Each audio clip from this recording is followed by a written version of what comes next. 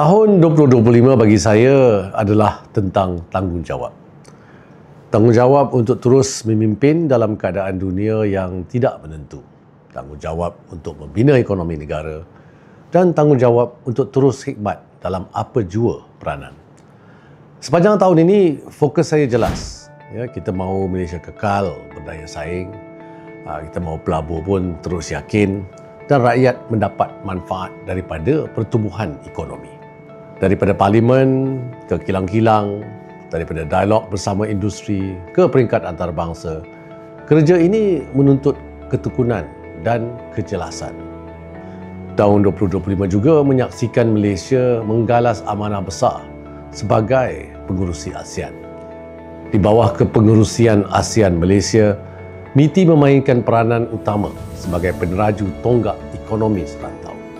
Fokus kita jelas, memperkukuh perdagangan dan pelaburan ASEAN, mengukuhkan rantaian bekalan dan memastikan pertumbuhan ekonomi yang inklusif dan mampan.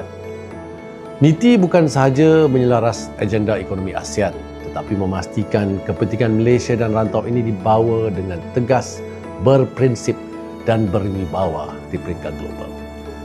Di peringkat serantau dan global, Malaysia hadir dengan prinsip kita berunding dengan tenang, kita pertahankan kepentingan negara sambil membina kerjasama. Tidak semua keputusan itu mudah, tapi kepimpinan bukan tentang jalan yang selesa. Ia tentang keberanian memilih apa yang betul. Selain ekonomi dan dasar, satu lagi amanah yang sangat dekat di hati saya ialah sukan, khususnya badminton. Sebagai Presiden BAM, saya melihat sendiri perjuangan atlet kita, disiplin mereka, pengorbanan mereka. Menang atau kalah, tugas kita ialah membina sistem yang kukuh, melahirkan bakat secara berterusan dan memastikan masa depan badminton Malaysia terus gemilang.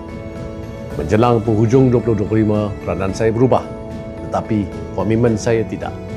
Khidmat kepada negara bukan tentang jawatan, ia tentang kesinambungan usaha. Demi Malaysia yang lebih kuat, berdaya tahan dan berani melangkah ke hadapan.